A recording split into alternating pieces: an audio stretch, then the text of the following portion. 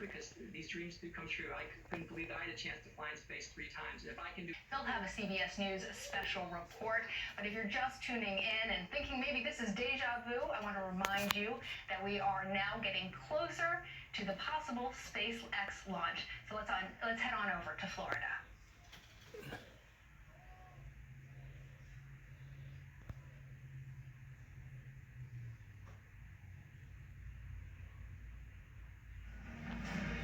This is a CBS News special report. I'm Mark Strassman at Kennedy Space Center in Florida. We're about to witness the dawn of a new age in spaceflight. This is Launch Pad 39A, just over 3 miles from our CBS position. That Falcon 9 rocket belongs to SpaceX. And for the first time ever, a private company is about to launch people into orbit. 2 astronauts, Bob Behnken and Doug Hurley, are already strapped into the Crew Dragon capsule. This will be the first human launch into orbit from U.S. soil in almost a decade, since the space shuttle fleet was retired in 2011. Right now, we're just under 12 minutes away from launch. You space buffs know this launch pad has made history before. It's where Apollo 11 began its journey to the moon and where dozens of space shuttle missions rocketed to the sky. Today's crew is headed to the International Space Station, and underlining the historical significance of this day, President Trump is watching in person. But because of the coronavirus threat, NASA has limited the number of spectators and journalists. It's also encouraged the public to watch on television or online instead of gathering on nearby beaches and causeways. Earlier today, Behnken and Hurley suited up for launch. As you can see, the SpaceX suits are much sleeker and more contemporary looking. Gone are the bulky suits astronauts wore for decades.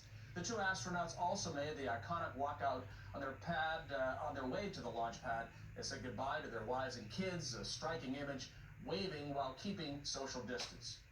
Hurley and Behnken then rode to the launch area in a Tesla Model X. It's a bit of marketing by Elon Musk, the founder of both Tesla and SpaceX. Behnken and Hurley have decades of experience. Both joined NASA's astronaut corps in 2000, each married another astronaut from the same class. They both have 1 young son. They're so close personally. Hurley was the best man at Behnken's wedding. Bob Behnken is 49 years old, a former chief astronaut who flew on 2 space shuttle missions and has gone on 6 spacewalks. Behnken is also a former flight test engineer for the U.S. Air Force. Doug Hurley is 53. He also flew twice on shuttles, including the final shuttle mission on Atlantis in 2011.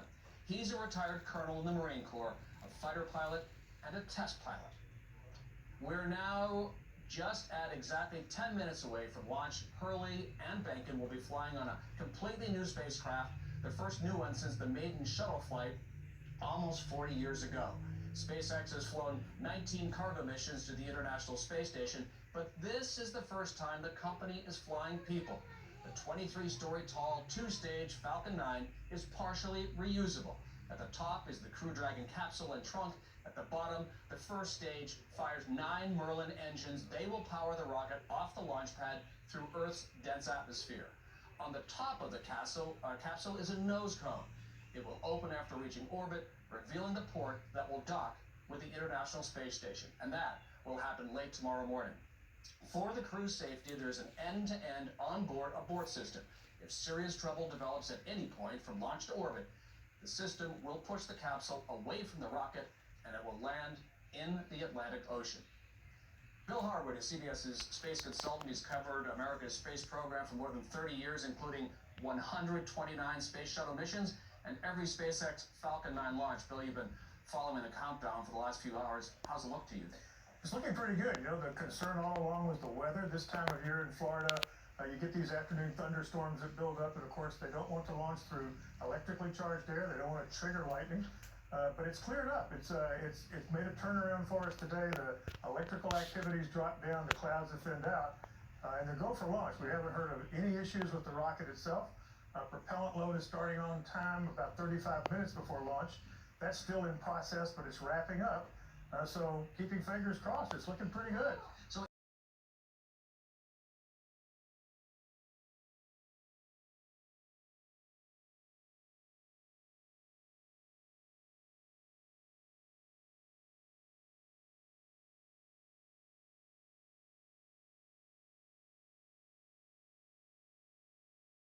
Crew Dragon so different from flying in the shuttle? Well, there's some obvious visible differences. Obviously, the sparkling white spacesuits, the touchscreen displays, and even be able to fly the vehicle using the touchscreen, and riding to the launch pad in Teslas. So those are the obvious things, but I think the more significant difference is what you can't see, which is all the advances we've made in electronics and software. This vehicle is much more automated than the space shuttle was. And really, as soon as the rocket lifts off, it's on its own. It's doing its own thing. There's really only one command that either the crew or the ground can send to the rocket while it's in flight, and that is to tell it to shut down in the event of a launch escape. Otherwise, it does its thing. I mean, you know Bob Beckett and Doug Hurley so well. I mean, what are these?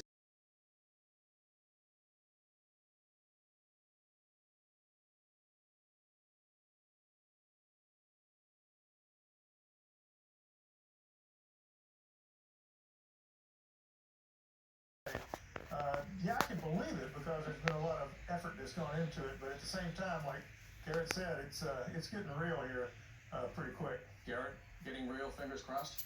It's, we've been working on this for so long. I mean, the beginnings of the commercial cargo program go back to like the Bush administration, and we've been working on this for 10 years, really hard, and now that we finally reached this moment that we're inside 1 minute, it's kind of surreal. Yeah. 5, 4, 3, 2, 1, 0. There it goes. Ignition. Liftoff of the Falcon 9. Whoa, look at it. Look at it. Mom, so doodle. Daniel, Pitching down range. watch. Keep watching. Stage 1 propulsion is nominal.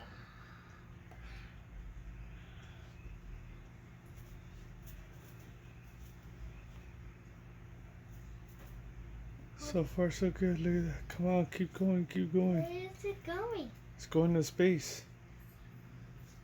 Candy, you are going to space. Bye, Marshall. Falcon power home to nominal. On, Marshall. And 1D throttle down. There it goes. Candy want to watch it too. Wow, look at that.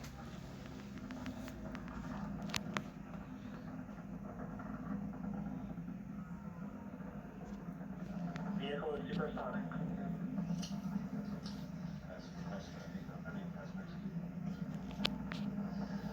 Well, looks like we are on our way. The next big moment is Max Q. Garrett, why don't you explain to us what that is?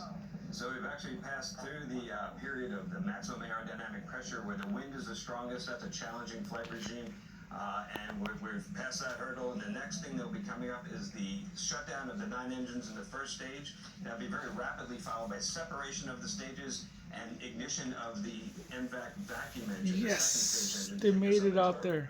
See Alive. President Trump clapping there. That's the It best. Okay, watch. seemed to- Keep watching. it looked picture perfect. Puppy, Was it? Slampy.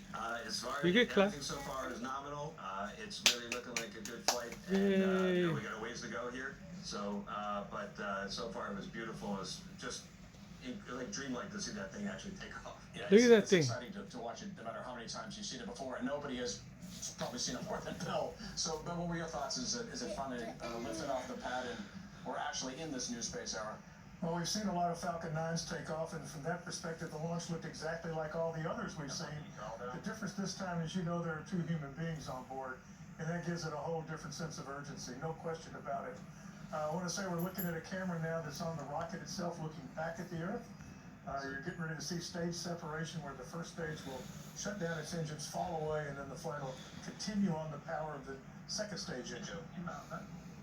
The view you have on the left side of your screen is looking up at the second stage from the first stage, and the view on the right side is actually the view of the second stage engine, which is now lighting up. It'll glow red hot. That's how it actually cools itself down.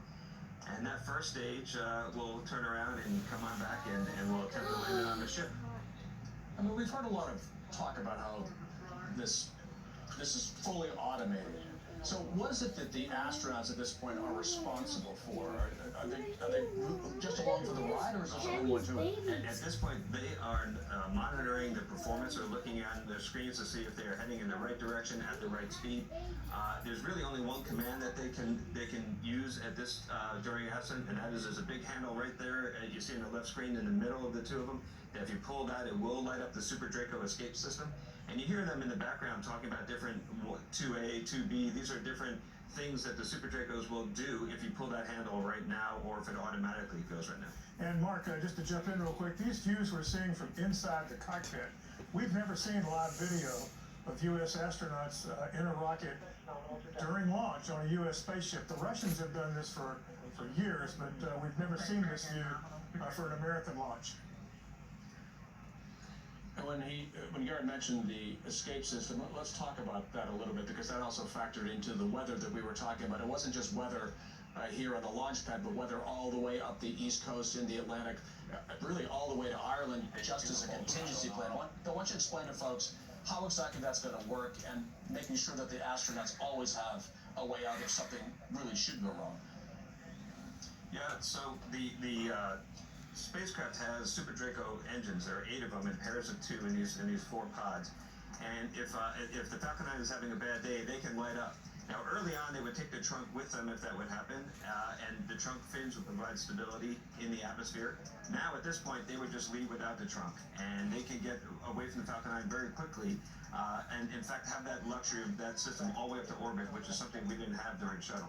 And depending when heaven forbid that it needed to happen, but depending when it happened, they would land somewhere in the Atlantic, and it could go, what, all the way to Ireland, right? That's correct. So actually we avoid the North Atlantic on purpose. At first we will turn back and head to Nova Scotia, basically Halifax, and then once we get a little further along, we actually will speed up with the Super Draco engines and head to Shannon, Ireland. So we will not come down to that nasty North Atlantic. And Bill, I have to imagine that everybody at this point is just thrilled with how this has all gone so far. Absolutely, but talking about that crew escape system, the Air Force is still standing by. They have crews stationed in Joint Base Charleston, South Carolina, at nearby Patrick Air Force Base, although they're now beyond the realm where Patrick would come to their aid. But if there was something unexpected that happened that did make them ditch into the ocean, as Garrett said, avoiding the North Atlantic, the rescue crews on base at Charleston would immediately take off and search these guys down and help them out. But so far, an absolutely picture-perfect launch. Garrett, did you hear anything at all that struck you as, because it's easy to watch and assume everything's going well, but sometimes if you listen with a trained ear to what the launch controller is saying, you pick up little subtle cues that they're worried about something or thinking about something. Was there any sign of anything? Yeah, no, so far everything seems absolutely perfect. Everything is nominal. I haven't heard anything that is any kind of surprise, which is exactly what you want in these situations. Now we're coming up only about 2 minutes away from the cutoff of the second stage engine, or SECO, and that would be Bob and Doug getting up into space and being pretty much all the way there. And at the same time, the end of the second stage burn, and you hear copy Shannon, that means that they've entered some of the last of those abort modes, but everything is nominal. And hopefully very soon we're going to shut that engine down, and the ascent phase, one of the biggest hurdles of getting into space, will be complete. What do the astronauts feel when that happens? They're feeling right now about 4.5 Gs. I think I heard MVAC shutdown, so it sounds like we do have a good, successful insertion into orbit. They're feeling 4.5 Gs. It feels like they weigh about 4.5 times as much as they do. And right there at MVAC shutdown, they immediately feel 0 Gs, and they feel weightless. Dragon copy, nominal orbital insertion. Oh, it's almost the way down. Oh, it's down. There you go. Yeah, that's right. It's already landed. I can see it now.